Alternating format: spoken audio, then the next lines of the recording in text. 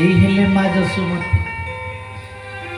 आप रामचरित मानस पढ़िए प्रभु मर्यादा पुरुष रामचंद्र कौटी कही ना मु भगवान बोली किंतु भागवत पढ़िए प्रत्येक जगह प्रभु कहते अहम ब्रह्म परम धाम जगताम अधिकार मु पूर्ण ब्रह्म मु भगवान किंतु माँ जसोमती मानिबा नाराज।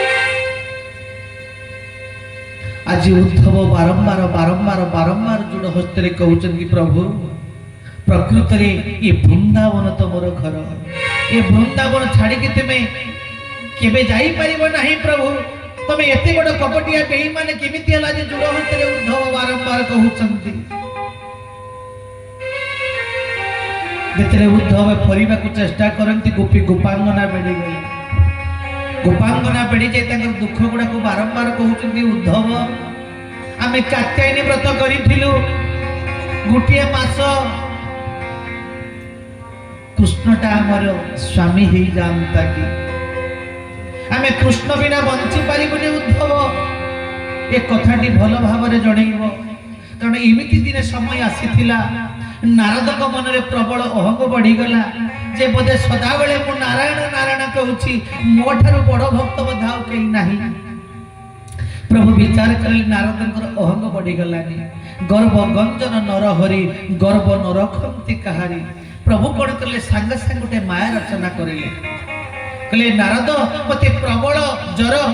ना प्रभु तुम्हें कौन कहूच ना हाँ नारद जब नारद हाथटी को मारी दे देखिले प्रभु देह पूरा खई फुटुची। प्रभु कहले नारद कहले प्रभु कौन करिबी कुह केमिति तमे भलो हबो। प्रभु कहउचंती नारद जदि केई भक्त तार पदर रेणु मते दिए धोई दिए ताले मु भलो हेई जिवि। नारद तमे सर्वप्रथम अष्टपाट रानी पाखक जान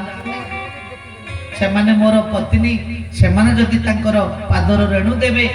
फिर तो मु भलो हेई जिवि। नारद दौड़िले अष्टपाट रानी रुक्मिणी सत्यभामा जाम्बवती कालंदी भद्रा लक्ष्मणा अष्टपाट रानी अछंती। नारद कहले देखो तुम स्वामी देह प्रबल खराब जदि पाद धूली देव से भल हे। रुक्मिणी हाथ उठिले कहले छी अरे आमे तांकर पत्नी गुडा आमे स्वामी को दबु ना धूली पाद धूली तमे एही भलिया पळी आछ। धिक्कार करले नारद को छानिया मनिया पळे आई। नारद कहले प्रभु के धूली देले। प्रभु कहले नारद तमे तो सदा बेले नारायण नारायण करूच ना हो ना तमे तो मोर परम भक्त ना हो ना तुम पद धूली टिके दियो ना छी छी प्रभु की कथा कहूच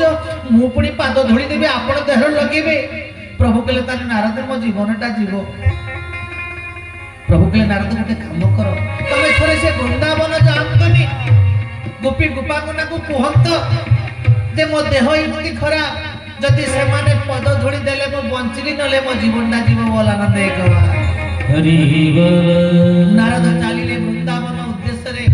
वृंदावन जेतेले पहुंची जाउचंदी नारद देखिले जणे जण को कृष्ण हेइचंती। जणे जमुना कोळे जमुना को कहूची कह जमुना चारि दिन कंटक दिया मो कान्हाटा गला आज पर्यंत काहे की फेरुनी। आउ जणे गोपी कदम्ब वृक्ष को कुंडी की कहूची अरे तू कदम्ब साखी अछु कह प्रत्येक दिन एठी रास होउतला प्रभु काहे की फेरु नाहंती। नारद देखिले गोपी मान को बोले अरे रुह अरे तमे माने ते चित्कार करजो तो प्रभु को देह खराब ना कोन कहूच नारद ना हो ना घटना कौन होइछि ना घटना एहा जदि तमे माने पाद धूली दबो से पाद धूली जदि प्रभु माखिले ताले भलो होबे ना ताको प्राणटा जीवो। ए गोपी गुडा गले अरे तमे कौन आनिछ नारद ना मु तो ब्राह्मण लोक कौन अछि पुंटिया गामछाटा अछि ना मेला। नारद गामछाटी को मेलै देले ए समस्त गोपी गुडा पळे गले जमुना को पाद पर्यंत बुडै देले पानी रे बाली रे इमिति पादटी को करिले से गामुछारे झाड़ी देले भलो भाबरे गोटे गंठुली हेले गले नारद धर ना कौन ना ब्रज धोली एटा को नहीं कि हम कान्हा को मखई दियो जति भल न होला एंटीबायोटिक अछि ना एंटीबायोटिक पुनी कौन ना राधांकर पद धूली जदि ये धूली रे भल न हंती प्रभु ताने राधांक धूली जते बेले जीव प्रभु भल आको बाध्य हेबे बोलिए कृष्णचंद्र भगवान की जय। नारद मने मने कहले गुडा केते मूर्ख कहले अरे तमे माने सब पद धूली दबो प्रभु माखी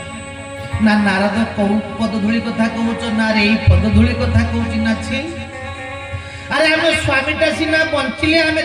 रही जदि स्वामीटा आमर गला आम क्या बंचू बोला नंदे भागवत कहले सुंदर भावरे पर पुरुषे मन देई गोविंद जे नारी एकांते कमई गोविंद ताहार नाही सुख लेस गोविंद नरके हुए तार बास गोविंद निंदित हुए नर लोके गोविंद निराश हुए स्वामी सुखे विधवा हुए जन्म सात गोविंद जे नारी स्वामी अभगत गोविंद गोविंद गोविंद गोविंद मधुबन छिमी करता कहले कृष्णचंद्र भगवान आज सेई कथा को मने पकाउचंती उद्धव बारंबार बारंबार कांदुचंती सुंदर भावरे प्रभुंकर रूपटी को दर्शन करुचंती गोपी गोपांगना माने भागवत जतले महात्मा पढ़िबे आपण माने देखिबे सुंदर कथा लिखा है बरहा पीड़ नटवर बाबू कर्णय कर्णिकार बिभ्रद वासकनक कपिसं वैजयन्ती चमार किरंद्रान वेणुमधर सुदय पुरयान गोपवृन्दे वृन्दारम्यं सपदरमण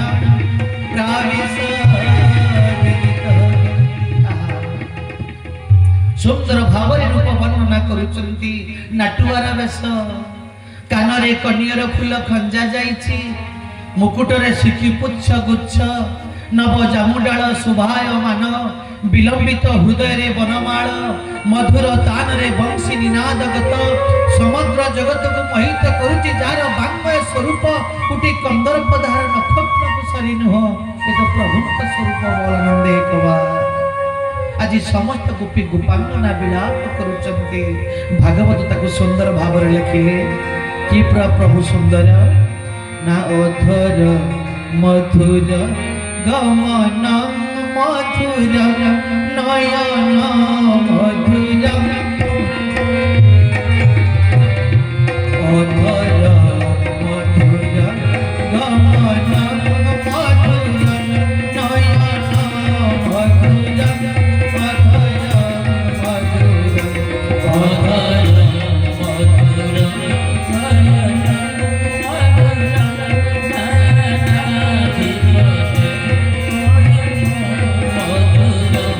हृदय मधुर गमन मधुर मधुराधिपते रखिल मधुर मधुराधिपते रखिल मधुर मधुराधिपते पहले कृष्णचंद्र आज समस्त गोपी माने विलाप करुचंती उद्धव आगरे उद्धव आउ किछि विचार करि परनती मनरे जो विराट अहम थिला बृहस्पतिंकर शिष्य ब्रह्म ज्ञान श्रवण करिछि मठारु बधे ज्ञानी मठारु बधे बड़ भक्त मठारु बधे प्रेमी आउ के दुनिया रे नहंती सब गुडा चूर्ण हेछि इमिति जने भक्त थिले जे रामचरित